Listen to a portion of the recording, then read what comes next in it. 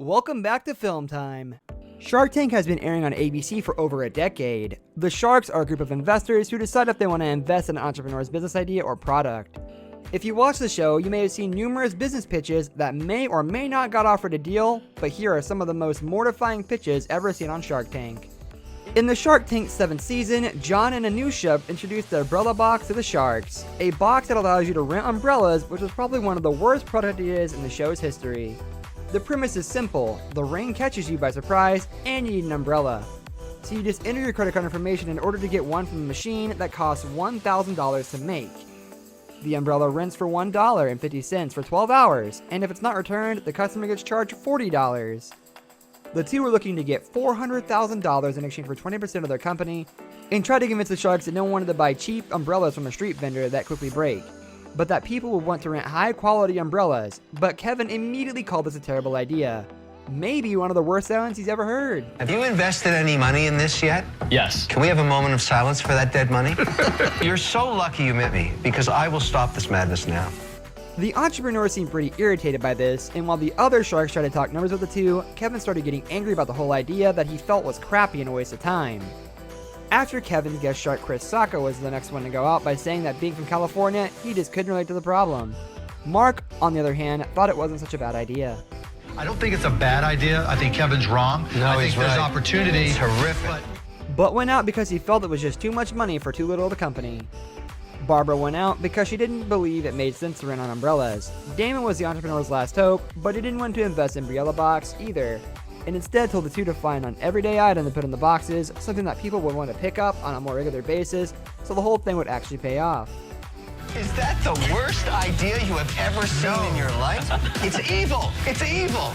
It's so... In season 8 of Shark Tank, the Belinda Jasmine appeared on the show to introduce the Skinny Mirror, a company that sells custom mirrors to individuals and businesses that makes the viewer appear skinnier than they are.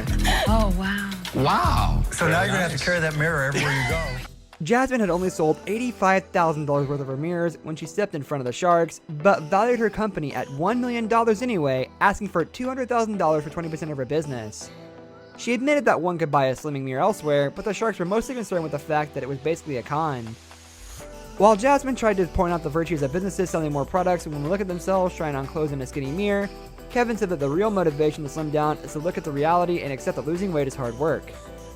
Throughout the pitch, he kept fighting with her and eventually said, Look, you can smile all you want, but the truth is you're lying to people.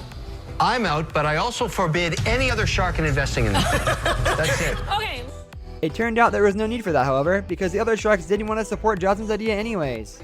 When Arthur Grayer and Michael Woolley walked into their tank in season 6 seeking $50,000 for 10% of their children's backpack alternative company Vestpacks, the only thing going for them was a couple of little kids modeling the product who kinda stole their thunder.